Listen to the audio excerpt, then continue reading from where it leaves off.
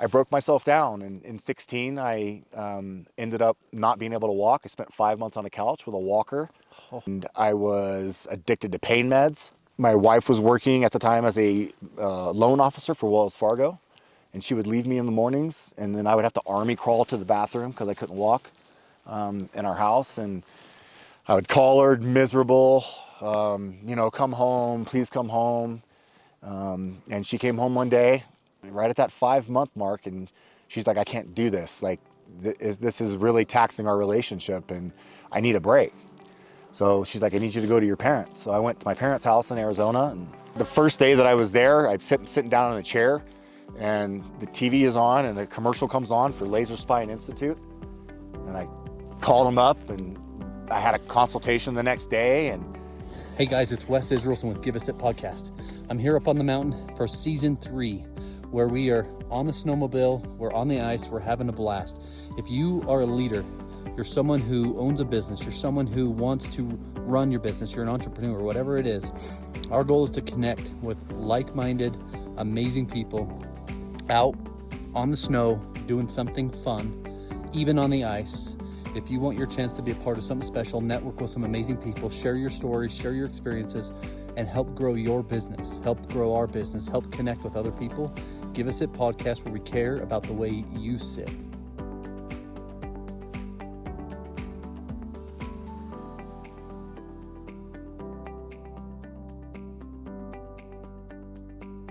Hey guys, this is Wes Israelson with Give Us It Podcast. We are up here on the snow.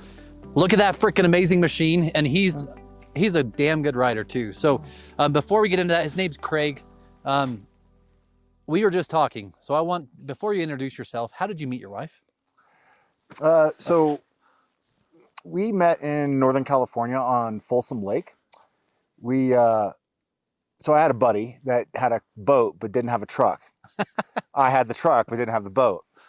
So this one summer, it was 2012, I would go up to his house and tow the boat to the lake over the weekend, and we would wake surf. This one particular day, we're getting the boat all ready and had it connected to the truck, and all these vehicles start showing up to his place, and we're like, what is going on? Women and random guys, and long story short, I guess it was his birthday the night before, and he invited a bunch of people from downtown and invited them on the boat, and the boat was packed, and my wife just happened to be one of those people. So she actually was invited by another guy that she had met the night before, but he got intoxicated and was throwing her in the water repeatedly. Oh. And so I kind of had to do like the chivalrous thing and step in and divide the boat. And so she rode home with me, and then she called me a couple weeks later wanting to go out on a date. And long story short, now we're married with children. Rest is history. Yeah. Hey guys, that's not how we usually start Give Us It Podcast, but it was just cool that we just talked about it. Guys, this podcast is about where we connect with businesses, business owners, and leaders out in the elements. We put 4 or 5 people together. We do something amazing like this. We were surfing in the summertime, which is how we got talking about his wife and how we met. But our idea of this whole thing is to get to know Craig. So Craig, give us a quick intro to your business, your name, and what you do. Like just a quick intro. So my name is Craig Creekmore. I am a serial entrepreneur, I like to call myself. I have several companies, but my primary company is Recreation Science Incorporated. We specialize in the installation of prefabricated products that go into your city parks, your HOAs, your school districts, your house, I guess, if you have enough money. So yeah, it's been very rewarding for the 32 years that I've been doing it. So yeah. And we got connected because we try to post these episodes, because as a business owner or as a leader, sometimes it can be lonely depending on where you were at, right? And how you start and who you associate with. You can't always talk to your friends, you can't always talk to your family. So this is a way for us to educate our audience, people, especially me, to be better as a father, a husband, a leader, and everything that comes along with that. But your business career has been up and down. It has. So my dad bought a company, a playground installation company, when I was 17, and sold it to me for $1 when I was 20. I made some very poor decisions, and I bankrupted that company. Primarily because I got into a motorcycle accident and I got hurt and I couldn't continue to work. And that means you can't pay the bills, right? When you're the guy that does everything. Yeah. So I've started over a few times. Yeah. And each one of those, I mean, each one of those times has been a gift in a new way to start the next one, or to not do something that got you into that place, right? You don't get experience by not experiencing things, you know? Yeah, luckily I've started over many times, but I've only physically had to file for bankruptcy once. Not my proudest moment, but you know, sometimes things happen and you do what you have to do. It's not about the mistakes we make, it's how we recover from them. Yeah. So. And that's real, just so we're all clear. This is not Photoshop. This is that where you're outside. That is a real experience. And that's what we're trying to share, because there's times we make decisions or we don't make decisions, and there's consequences that come with both. That's right. Right?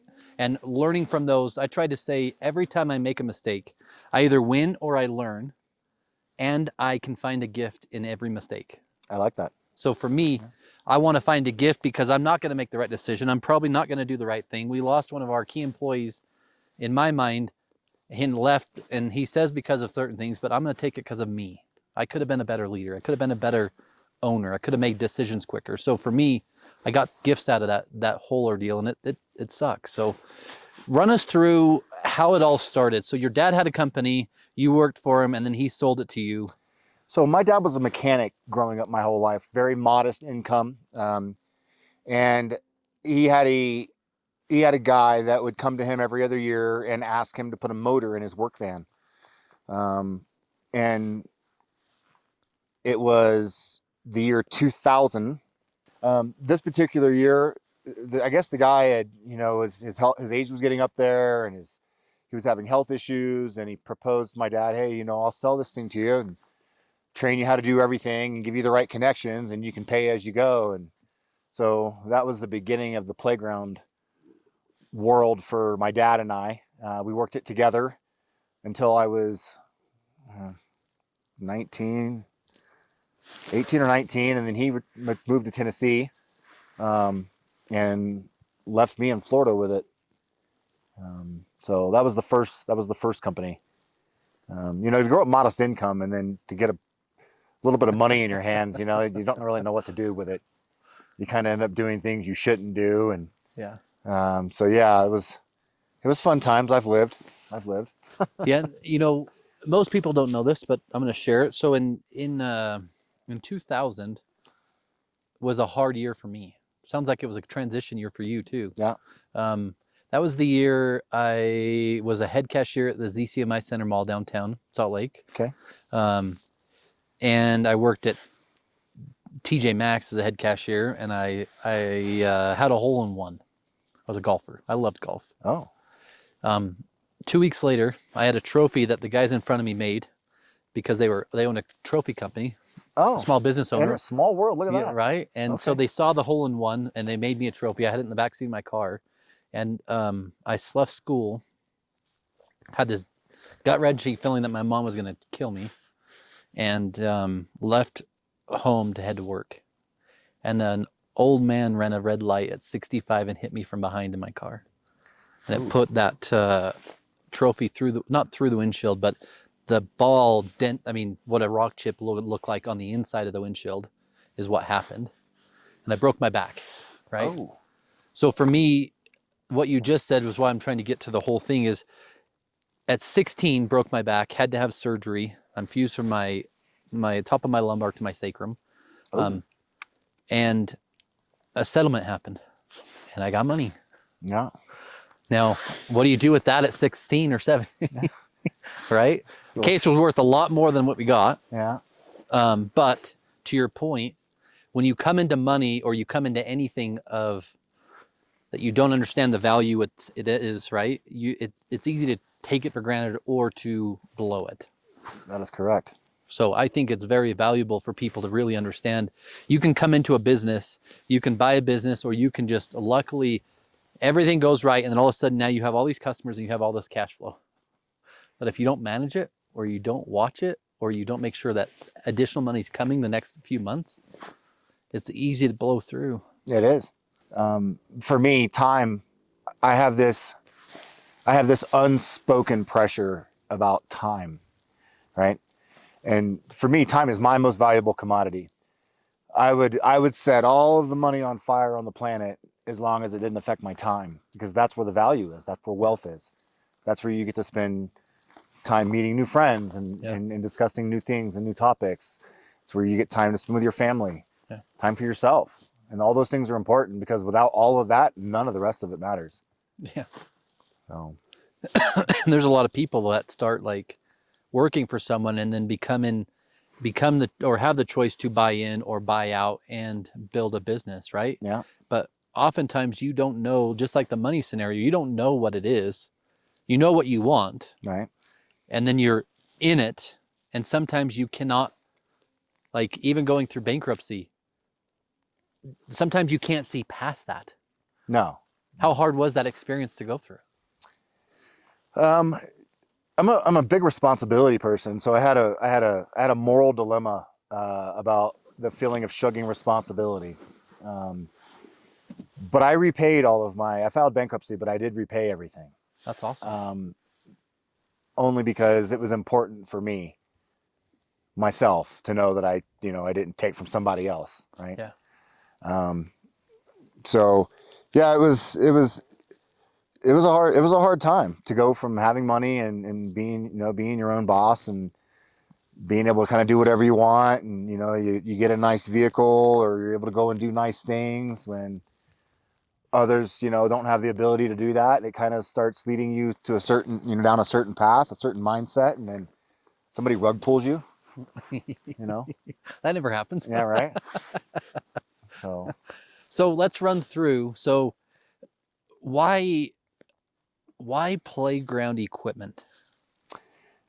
It's just what we fell into. It was the opportunity that was presented to my dad. That's the simplest way to put it. We're talking 31 years now. So the longevity of why I've stuck with it, I'm really good at it. The industry is very small, I mean, we like to think that the planet's big and that there's, millions of companies and all this stuff. And while that is true, the recreation industry is very small. So, if you do right by people and you put out a good product and you provide a good service and you stand behind your work and, you're an honorable business person and a contributing member of society, it's not very long that quite a few people know who you are and know what you represent. And once that ball started rolling for me and I was able to stand behind that and it aligned with my core values, it just kind of stayed and perpetuated. I do it for the kids. My favorite saying is no one can get in my sandbox and tell me what to do, because I'm the professional in the sandbox. And that is the case with, inspections and municipalities. And I mean, there's protocol and there's checks and balances like any other industry, but for the most part, we are the aficionado. It'd be the same thing as someone coming and asking you about office furniture, 100%. Like, they're coming to you for your expertise. So it's nice that it works out that way, because a lot of times when, you're in a commercial setting, particular trades don't necessarily get that insulation. The inspectors know all about the concrete, all about the plumbing, and all about the electricity, and all about all of that other stuff. The PM might know all about that other stuff, but very rarely do you find someone that understands the recreation industry. Yeah. So. And we feel you very rarely do you understand the ergonomic side of furniture, or how to sit right, or how to work right, right? And absolutely. I mean, for us, we say that most people in a business spend a third of their life sitting, a third of their entire life sitting. And if you don't sit correct, it can change the way you live. Yeah. Right. But so with all of that, it's, I talk to a lot of people, and a lot of people say, have this plan and go into this thing fully committed. But yet at times entrepreneurs or some business owners fall into something and it becomes their passion, right? Correct. I would dare say that at 17 or 18 or 19, that you didn't fall in love with building equipment or stuff, right? I didn't fall in love with furniture, but it was just what I did, and I became to love it. So, I mentioned my dad was a mechanic growing up. So my dad always worked for somebody else, very modest income. And, he grinding out the 9 to 5 for that paycheck and budgeting. And God forbid there was a family emergency or something happened, it would really, I can remember it setting him back months, Yeah. Financially. Well, because my parents divorced when I was 2, I would go and visit my mom, and my mom remarried a man that was an entrepreneur. And so he taught me how to be entrepreneurial, how to think big and think beyond myself, and, sell yourself and think and grow rich, and all of the one-liners that I grew up with, Yeah. Just a good and book. so I like to think that with my dad's work ethic that he instilled in me and taught me that no one's going to give me anything for free, and that there is no free ride, and nobody owes you anything, and you got to work for it all. And then I think my stepdad's mentorship and influence in my life, because he's been there since, like I said, I was 2, right? Um, and I merged those together, and it's led me to where I'm at. Yeah. I just most recently learned to not be working in the business. That's just something I picked up in the last handful of years by bad luck. So, it's, we all, the business is your passion. It's your baby, right? You put everything into it. You sacrifice. There's days that we don't eat. There's days that we don't get paid. Yeah. But we got to make sure that everybody else eats and everybody else gets paid. Yeah. And it's got its ups and its downs. And we were talking on the way up, Alex and I, this morning, and she made the comment that it's better to be an employee if you don't have the gut, or you don't have the commitment, or you don't have the drive to go when it's really hard. Yeah, it's the Because, risk tolerance. yeah, the risk. Yeah. If you're going to be an employee, great. Be a great employee and appreciate what you have, because on this end, yeah, we get to be up here on the snow. We get to have fun. We get to do a lot of things, yes. But there's a lot of days that we don't eat. There's a lot of days that come with stress. Oh yeah. And there's a lot of things that happen inside our own families that we are focused on the business and sometimes forget what's important. I think a lot of people, it's my perspective, my purview, that a lot of people see business owners when they're at the top, when they've successfully made it. They've created a process and a platform that generates revenue that they are able to not only reap benefits and rewards from, but share those rewards with their family, their friends, their employees.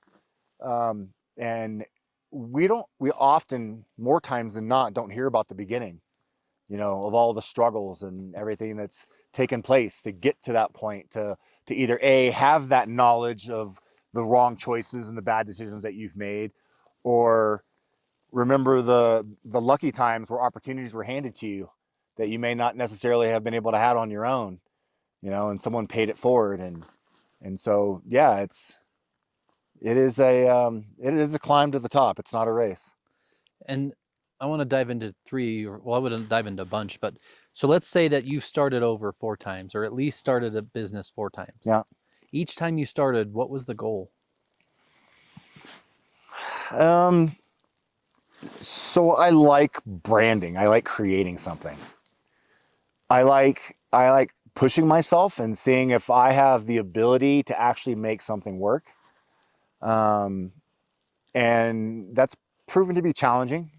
Um, you know, I recreation science is successful for me. There's no doubt about that. I feel confident enough to be able to say that. Um, I'm in other ventures that require more work. The dynamic's a little different. It's a partnership. You don't have the ability to make all the decisions, and then you have 2 different people with 2 different outlooks and 2 different expectations, 2 different backgrounds, trying to make mutual decisions about the same thing and come to a meeting point, and that proves challenging at times. So I like creating something. I like, so like for instance, VO. Which are amazing gloves, by the way, just so you guys know. VO is a glove company. We're a local glove company. We specialize in skiing, snowboarding, and snowmobiling gloves. We are expanding into other markets, moto and work gloves. What's proprietary about that is your hand comes out. You don't have to take the gloves off. You don't got to put them in a helmet. You're not stuffing them in a bag. You're not dropping them in the snow. Um, my business partner, Eric Vaughn, conceptualized VO gloves when he was younger, riding a chairlift at Brighton all the way to the top and dropped a glove off the lift. And voila, he had an epiphany about creating a glove that you wouldn't necessarily have to remove. And he himself has started over a few times. So, but yeah, it's, VO particularly allows me to be part of the snowmobile community, not just as a consumer, but as a manufacturer, as a supplier. And it opens up different doors. You're perceived differently. You're not the guy standing in line at the snow show trying to get Brant's autograph. You're sitting there talking to him about, what kind of gloves does he like, or what does he wear, or, are you still happy with Climb, or, whatever his sponsors are. So that part's great. That's why VO. So yeah, and then I'm in the process of setting up a coffee company. Do you love coffee? I do love coffee. Yeah. Okay, so what about coffee do you love? Like you love the process of actually, do you make, your own bean, like processing your own bean, like? So I am a big connoisseur of coffee. I like all types, espresso and medium roast and dark roast and all origins. But because of my affiliation and connection with Nicaragua, they have some of the world's best coffee. And it just happened to be, right? So my business, also another partnership, but with my childhood best friend. His name is Jim Deal. Him and his wife, they live in Nicaragua, and they have the relationship with the family that grows the beans and harvests them and then roasts them, and then they bag them for individual resale. So they never see another set of hands. It's the same family, the same business, Wow, the same care, all the way from harvest, roast to bagging, and we receive them here in Salt Lake City. So we're just in the process of getting our pricing down and getting our marketing established, and so it's very early, but yeah, I'm pretty excited about this. so with with all these businesses, and I say it that way because there is multiple, and there's uncertainty with business. Yeah, always. And there's this part of you that has to have an inner belief that you're able to do whatever you're going to do. Now, some people could say, well, you've been through it 4 times, so great. Like, you're going to keep going, and either way, it's going to happen. Or I've never been through it. And Right. I'm like, well, what if it happens? Or what? Like, there's always that scarcity mindset, but a business owner doesn't get the choice some do, to choose scarcity. We just have to keep going. There is no choice. Yeah. The choice was the day you opened. Do or don't. Right. Commit, right? Right. If you're going to spend money on a logo and you're going to spend your time conversating about it and researching about it, and at the end of your research, if you can't palletize it, well, then obviously it's not the right business. But if you can say, yes, I actually want to create a brand and a logo and design my bags and do the whole thing, well, then yeah, you've decided to move forward. No, there's no sure thing. Let's face it. The worst case scenario is I end up with 750 pounds of coffee at my house, right? That's the worst that could happen. I'll buy some. Absolutely. My social media is somewhat big enough. I think I could probably sell it all. So That's awesome. And playground equipment and stuff for HOA and everything that you do. Obviously, you said you're good at it. What part do you enjoy? the playground thing is second nature to me. For so many years just doing it. Yeah, it is. I am on autopilot, if you will. I have a great operations manager. His name is Jeff Hoagie. We met because he came to my house in California, and I hired him to do some work on my gate out front. And I was so impressed by the way that he carried himself. I offered him a job, and he came back a year later and took the job. And fortunate for me, I needed him at that time because I was hurt. So yeah, the stars aligned perfectly for me to have him as a valuable asset to my business. I will go out on a limb and declare that. I will say that. So, he knows that. But it's second nature. It's easy. So why would I change that? Yeah. You know, my stepdad's like, yeah, you should sell that thing. You know, I mean, 3 years average, you know, I don't know, 17, 18 mil. But then what am I going to do? Yeah. You know, I mean, what am I going to do then? Like 17, 18 mil is not enough. I'll waste that. I'm too young.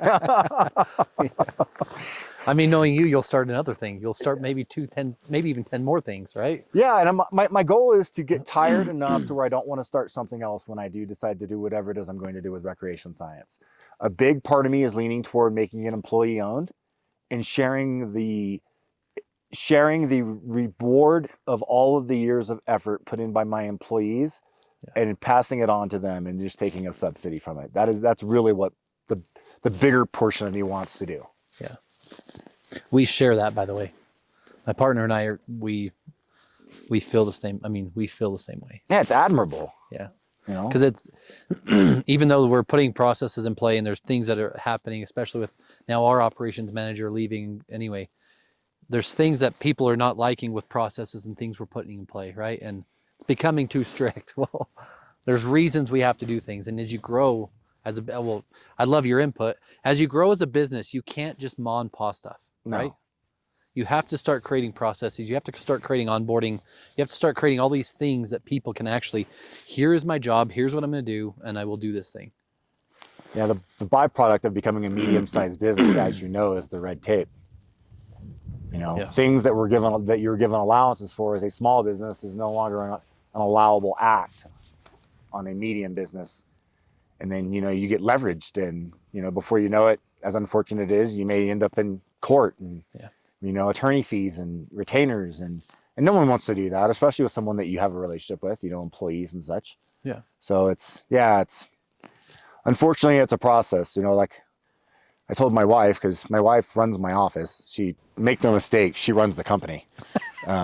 What is her name? Her name is Tanya. Hi, Tanya. Thank you, Tanya. I appreciate you for allowing me to be able to be here and do this, because it is Wednesday, so hopefully you're in the office working. But it's surreal. You have to be willing to let some leaves fall if you're going to shake the tree.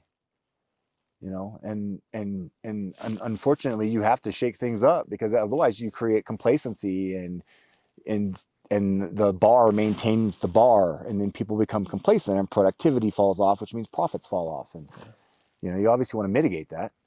Yeah. Everybody wants more money, right? Everybody wants more money. More money or time off, right? Yeah. Those are the two things that always come up. Yeah. Can I have both? Yeah, right. How do I get one and the other? So I want to run back to, I think it was 2015. Okay. I don't know if you said that. When you got hurt and had to start delegating. Run us through that. For so long, when, you know, after my dad sold me the company and I started over, the years that I was still in Florida doing it, and then the transition to Northern California. So Florida to California. Yeah. So I left Florida, moved to California in That's 05. two coasts all the way apart. That's crazy. It is. And I went to work for another installer as an employee in California, and he wouldn't grow his business, so he starved me through the winters. And you know, I had mad work in the summers, and obviously working late days and overtime and all that stuff, but then no work in the winters, and it was just like this. And I already had working for myself in the past. It was very difficult for me to work for another installer. You know, I mean, in the same industry, it was like, yeah, I can't do this. So I guess the thing is I've always been the guy that does everything, whether I was doing it for that guy for that period of time, whether I was doing it for myself prior to moving to California and all of the years after. I physically depleted myself. I wore myself down. I herniated some discs. I had sciatica, and it just caught up with me, being the guy that had to get it done because it's your business. You know, employees will stop and they'll stand around. Well, how are we going to do this? You know, what can we rent? Golf clubs. And you know, around the showroom. Yeah. What can we rent to fix this? And you know, and you got to figure that out. Like, to have the answer to even know what to rent, you have to have been in that position before. So, you know, I broke myself down, and in 16, I ended up not being able to walk. I spent 5 months on a couch with a walker, and I was addicted to pain meds. My wife was working at the time as a loan officer for Wells Fargo, and she would leave me in the mornings, and then I would have to army crawl to the bathroom because I couldn't walk in our house, and I would call her miserable. come home, please come home. And she came home one day, right at that 5-month mark, and she's like, I can't do this. Like, this is really taxing our relationship, and I need a break. So she's like, I need you to go to your parents. So I went to my parents' house in Arizona, and the first day that I was there, I'm sitting down in a chair, and the TV is on, and a commercial comes on for Laser Spine Institute. And I called them up, and I had a consultation the next day. And so I got there on a Tuesday, a consultation on Wednesday. They had me in for surgery on Thursday. Thursday morning, I scurried my way into their facility with my walker, and 4 hours later, I walked out and had it over my head. And it was for someone to yank your manhood and your masculinity from you, always being the guy that held it together, that did all the work, that did all the heavy lifting, had the business, had the money, did this, did that, failures, successions, all those things. And then someone takes your legs from you. Yeah. It humbles you. It makes you a different person. I started living for different reasons. So yeah, the 16 was back surgery, and I quit snowboarding because I used to love to snowboard, and I started snowmobiling, and the rest is history. And I just want to touch on thing before I dive further in, but 16 years old, same thing, right? Yeah. I got addicted to morphine because it was in an IV I could hit every 2 seconds. Yeah. I understand. It's hard to explain to most people, and it might make me a little emotional. Try not to be. That's okay. I got a shoulder. You can cry on it, buddy. I got you. But golf team, baseball team, basketball team. And like you said, it's hard for people to understand that when you feel like your legs are literally cut out from under you, Yeah. you broke your back and no more sports. And the doctor tells you at 16, you're 60% of what you will ever be. At 16 years old, the doctor can tell you something's awful and you believe it for how many years? And mindset's a massive thing too. Yes, it is. And we were talking before this, just so you guys know, growth mindset and being in like-minded business owners or like-minded people in general. You are the 5 people you surround yourself with. Generally, that's who you become, right? So my goal is to surround myself with people that are a lot cooler than I am, a lot better, and done more things in my life because I want to learn. And there is no reason I can't continue to grow. That's right. There's no limit. Till the day we can't. Yep. Yeah. And I believe that goes on to the generations below us. How we do it is how our children see it, or how our employees see it. Well, and it's funny that you say that. I have a 5-year-old son. So I have 3 teenage daughters from 2 different relationships, and then I have a 5-year-old son from my previous marriage. And the most important thing for me is for him to be the best version that I always wanted to be. And while that's not his burden to bear, it's my burden that I'm putting on him, right? Yeah. So I just want to make sure that he has every tool possible to be the best possible version of the man that he can be. And that's my obligation. I know my dad felt the same way about me. It's just, as we grow generationally, if we do it right, we're able to give more and more each time. And I'm going to share something so you'll understand too. So I went through a coaching program. It cost 10 grand. It was 70 hours in about 4 days. Okay. This is the hardest thing I've ever done. Really? Uh-huh. And my coach is Satema Nolly. He looks like The Rock. Okay. He's massive.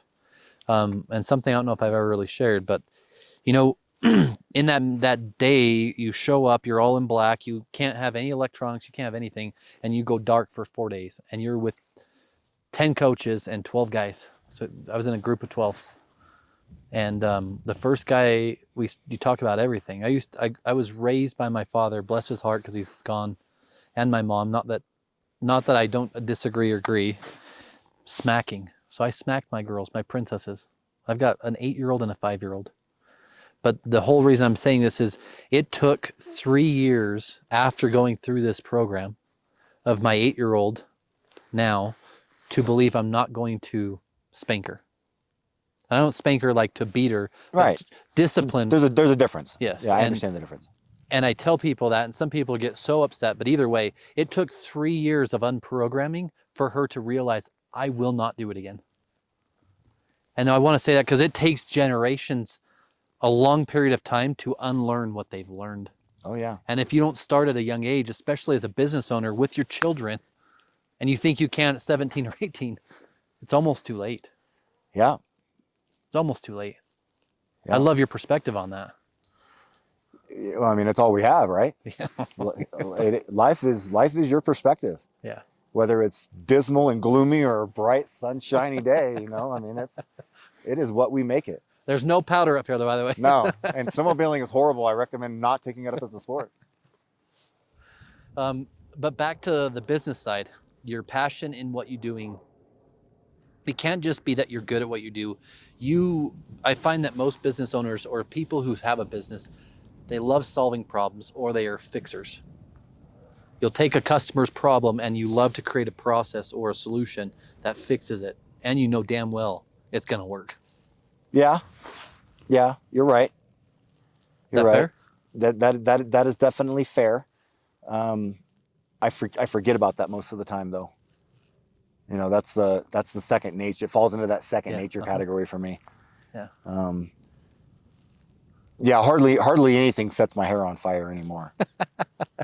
I mean, it used to, but yeah. I think the biggest thing for me is like business. The business things that affect me the most are the ones where your employees make a decision and they think that they're making the right decision, but they don't run it up the flagpole. And then ultimately it was not the right decision, you know, and then you can't get mad at anybody. You're mad at yourself because you didn't have a policy in place for that specific moment to allow them to have the information they needed to make the correct decision, which would be to call somebody. Yeah. That's about the biggest thing I deal with. And it's not very often, you know. Jeff does a fantastic job. My guys are great. So Yeah. If you were to say, for someone who's in a business now or starting one or going through the thick of it, I want you to give them what to keep doing or focusing on, and then what's one thing that they're going to come up against that you faced as a like you would say it was a problem, or it was something that was devastating. It maybe even stopped the business from going in general and you started over again. But what's one thing that you learned that's valuable for someone to listen to today in business? So it's a lot like how you carry yourself. You know, what kind of person, how do you view yourself, right? So your inner belief. Yeah, your moral compass, your code of ethics. Your business is a direct reflection of who you are as an individual, because it has to do with how you run it, how you treat your employees, and their level of respect for you. And I would say the biggest thing is if you have made the decision to be in business, whatever business model that may be, whatever industry that may be in, there's a reason that you decided to be there in the first place. Yeah. And it's not easy. You know, if it was easy, you'd have way more business owners. Everyone would do it. Yeah, you know, I mean, it's not easy. We make it look easy because we want it to seem like it's easy, but it's not easy. I mean, there's many days that I have cried, and many days that I have not eaten, and not even top ramen. You know, I mean, I've been homeless. There have been all kinds of things, but it wasn't easy. And I think the rewarding part about being in business now, back to why I don't think I would sell yet, is because I'm literally living the fruits of my labor. Yeah. You know, I can be out here. Yes, I have my phone. Do I pay attention to it? No, I don't, because my business is working whether I'm involved or not today. Yeah. And that at least tells you that you're on the right path. You're on the right track. And if you can get to the point where your business works without you, well, then you've arrived, right? And there's two things I want to ask too. So I'm working on trying to find an assistant for me. And in my mind, it's like, How much you pay? Well, that depends. But in general, I've got this side of me that's saying, well, what are the employees going to think? And the other side of me is like, I can't keep going at this rate. I can't do not I can't, because I will. CEO, sales manager, selling, podcasting, and everything else that goes along with all of that, right? And what do you tell a business owner who's at rock bottom right now? What would you tell someone? Well, so based on the scenario that you just outlined, I would say that you're trying to wear too many hats. Oh yeah. And I think that you not only owe it to yourself, but you owe it to your business and your employees to change that. Because without you, there is nothing for them. And while it may seem selfish in their eyes, that's because their perspective is not the way that it needs to be. And you help people see from the light that you feel it should be derived from. The fact of the matter is you are doing so much now as an individual that you are sacrificing time with your family, with your loved ones, and the quality of everything else that you invest your time in is degrading because you're not able to do it to the best of your ability. Yeah. And if that wasn't the case, then you wouldn't feel like you needed an assistant. Yeah. Yeah. Yeah. Thank you for that, by the way. Yeah. And see, this is what it's about. This is freaking real, guys. And again, like we said earlier, this is not Photoshop, even though Alex is really good. But what do you tell someone who's at that rock bottom stage? Maybe they have no more money, payrolls due. Maybe an employee stole something and crashed the vehicle and it ruined what their building caught up. What do you tell someone that's at that stage? Like, I just need to give up. Or what do you tell them? So empathy is very difficult for me. I was raised by my father. Like I said, my parents divorced when I was 2, so I was taught to rub dirt in it. So I preface this because it's important for the audience to know that. I don't like whiners. Like if you're already defeated to the point where you are so incorrigible by every single aspect of your life, then you should probably just stop and set back and take a breath and prioritize your priorities and what's important to you based on your career path, your knowledge, what industry are you in? What are you trying to go in? What is your fallback? Do you have a plan B? And stop and put some thought into it and just turn the noise, shut the noise off. Yeah. And reassess and then try it again. I mean, the reality of it is if you're a business owner, you can always go work for somebody else. You may not like it. God knows I wouldn't like it. But you do have the ability to do that because as an employer, if I have an option to hire someone that's never owned a business or someone that's owned a business and they're at the point where they're ready to work for somebody else, 9 times out of 10, I'm going to hire the guy that had a business because he knows what it takes and he couldn't figure that out.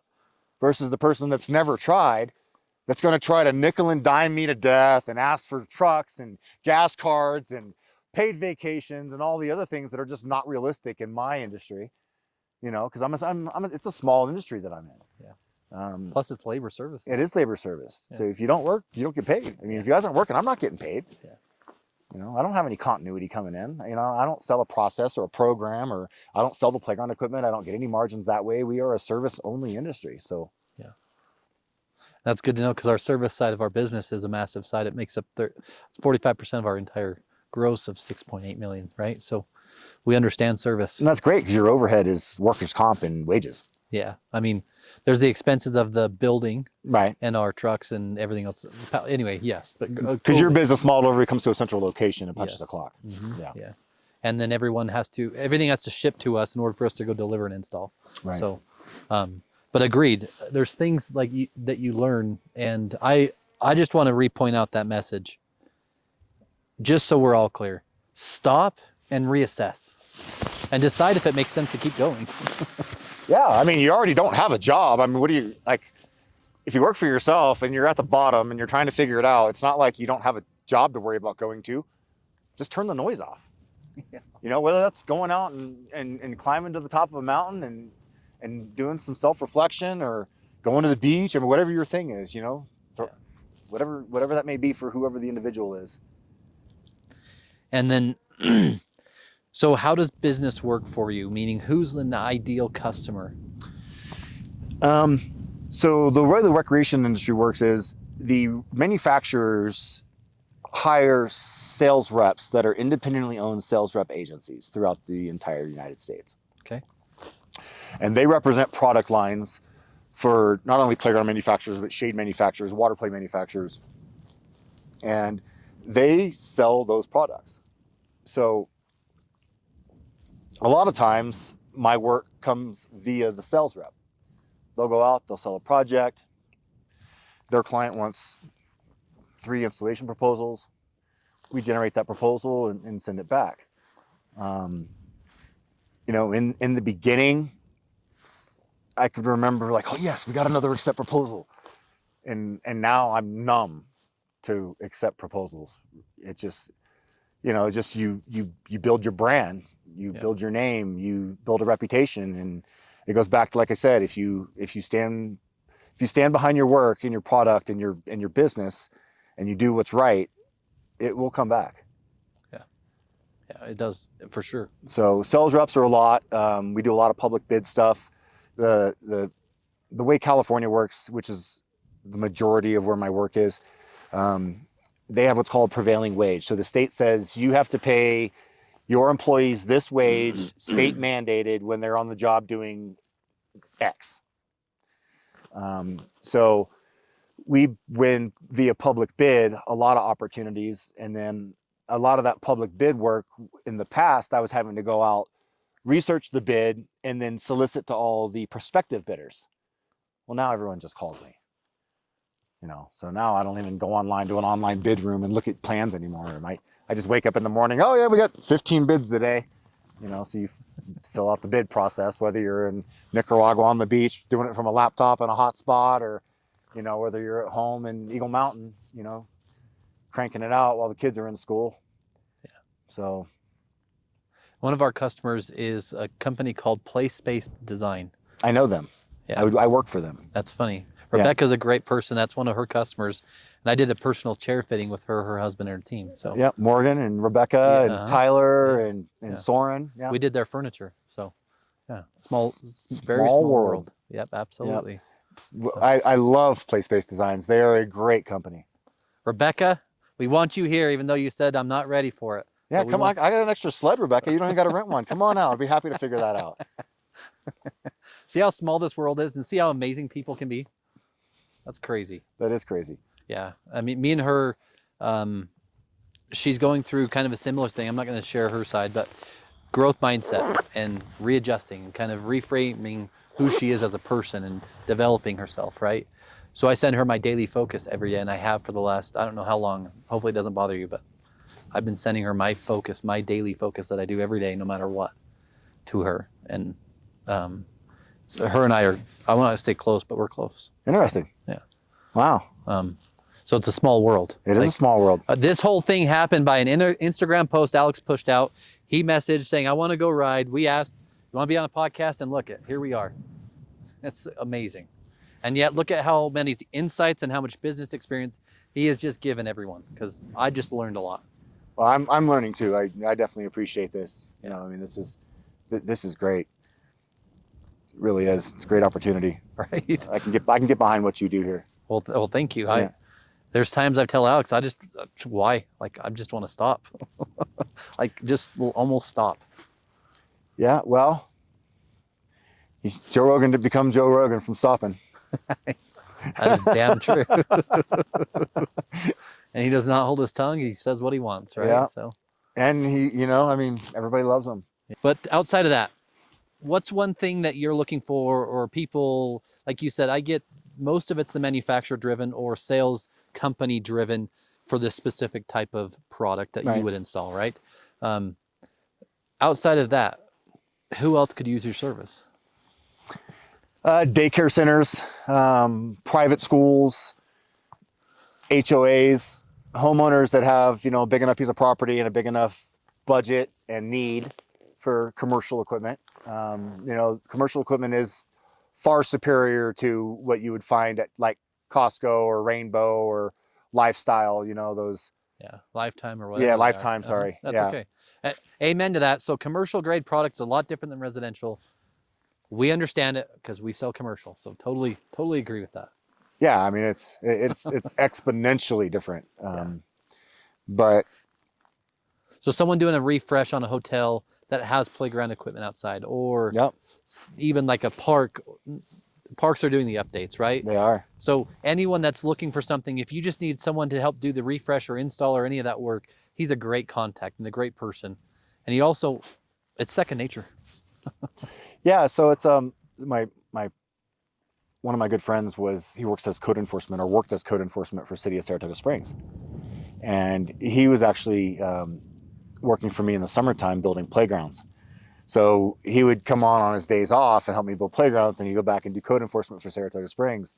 And I actually ended up doing a couple of the jobs for Saratoga Springs, not through him, but it's funny because then he ended up meeting the same guys affiliated with the Parks Department that I met and know, and they started talking, and it's, again, very small world. Yeah. So I think you started with that, right? yeah. I mean, it is office furniture is a small world. It sounds like what your industry is a small world. I know talking to Rebecca, it is kind of a small world, Yeah. right? And it's not just a single state thing. So you can do any state, or do you focus only California and Utah? So I have the ability to work in any state. Okay. However, my pain and suffering, I don't know if I want to increase it to that level. We currently, right now, we're covering Idaho, Okay. California, and Utah. Awesome. I started out by installing in Florida. I installed in Florida for many years, all over the entire state. I've done some work in Nevada. I've done some work here and there, and had to have traveled and done some precarious jobs, one-offs. But for the most part, it all stays in California. I started the Utah division. This is year 3. I think this is coming up on year 3 for me, because I got bored. I retired 6 years ago. The thing about retirement is, if you don't have anybody else that's retired, it's boring. Like, if no one else can afford to go snowmobiling with you or go fishing with you or take a vacation with you, it's lonely. And so my wife's like, look, you're spending too much money. You have to go back to work. So I started Utah, the division here, and it's been a hobby level, if you will. It's enough money where it's enticing for me to do it, but not enough money from where I can consider it a legitimate extension of my business. So like the first year it paid for my shop, right? Last year it helped buy my car and just things that I want that I necessarily wouldn't want to put that financial burden either on my personal income or taxing my already existing income from California. Yeah. So, the industry here in Utah is difficult. The people here that are doing what I do have been doing it quite some time, and they have a strong foothold here. And the sales reps have a strong inclination to maintain that relationship with fear of relinquishing any of the market share to, newcomers. PlaySpace has been great. They actually did give me quite a bit of work the last couple of years, and I am appreciative of that. But I feel like any other state that I'd went to in the union, I could probably have a pretty fair share of shaking work out of the trees, the proverbial bush. Mm-hmm. It's just here, the guy that's been doing it here the longest, he's an animal. He's got like 30 guys. So the first year I started, he only had like 15. Oh, so he's ramped up. And I picked up a bunch of work. Uh-huh. And then the next year he went out and hired like 20. Wow. Because he didn't want me to have the work. And I would say, hey, I get it, competition. Yeah. I don't fault anybody for capitalism. Yeah. I'm never going to fault anybody for capitalism. But that's just kind of the way that it is. So, but it goes back to that thing that I was telling you about your time. Like, do you want to do one thing great, or do you want to do a bunch of things okay? Yeah. We were talking about that this morning. Because while it's easy to say, you sure go out and hire 20 guys and put up 4 more crews. Quality. At the end of the day, those 4 crews still don't know what they're doing. Yeah, quality drop. Yeah. Unless the right process, but even then, you got to anyway. Yes. So it's just something to be aware of. So it's not that I definitely don't belittle anybody's work, put anybody down, fault anybody. It's not about that. It's just trying to be logical in my industry, and without saying potential for things to happen, things could happen. So to prevent that, you really should allocate a certain market share to me. Yeah. So. Yeah. And I also believe, I mean, like you said, this podcast started out of an idea to do the things I want to do with like-minded people. Right. We were on the boat. Hotel was kind of weird between summer to winter, right? We were ice fishing and now we're snowmobiling. We're going to do enduro. We're going to do all sorts of other stuff. Killer. But our goal is to create this experience where people can actually be real. They can share their life or their experiences with our audience as well as with me. And we grow who we are. If you build it, they will come. We are. We are. Every week, Alex, right? Every week. So we're posting every week, 1 episode a week, 40 out. Yeah. Out of an idea. Wow. So the idea is, again, like you said, market share is one thing. The other thing I want to say is I have this idea that I want to get the group of office furniture people like us in our area and create a networking mastermind and share best practices. Like there's nothing wrong with sharing, at least for me in my mind, a competitor what we do. Not that he can be us, but I want to learn from him. And like you said, there's so much work out there. Yeah. There's so much work. But if one person hoards it and then hires a bunch of people and it turns to shoddy work, guess what happens? No, the industry suffers. Yes. As well As a whole. as well as the customers end up leaving anyway. Right. Anyway, I'm sorry to get off on a tangent, but for me, I just want to say thank you for this and thanks for being a part of this. It means a lot. Our conversation means a lot outside of this. And he didn't care to be on the podcast, so thank you, seriously. Oh no, I appreciate it. I just wanted to ride.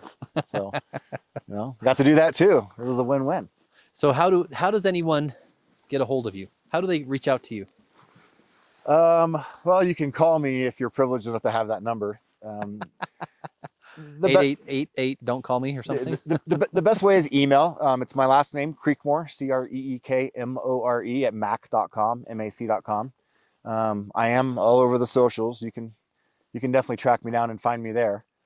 I'm pretty active on social media for some reason. I don't know why. I'd like to think that I'm an influencer. I think really I'm only influencing myself. I mean, looking at your gear and your sled and everything, it's sick. It's nice. Well, thank you. I just try to have everybody look at me. I'm kidding. I'm not, but I am. Guys, this is Wes Israelson with Give Us It podcast, where we care about the way your business sits. We care about the way your life sits. And this is a true testament to if you stop, start again. Yeah. Or stop, reflect, and reassess, find the drive and go again, right? Yeah, usually when there's too much noise, it's because there's too much noise. Guys, this is Wes Israelson with Craig on Give Us It podcast. Thank you. Thank you.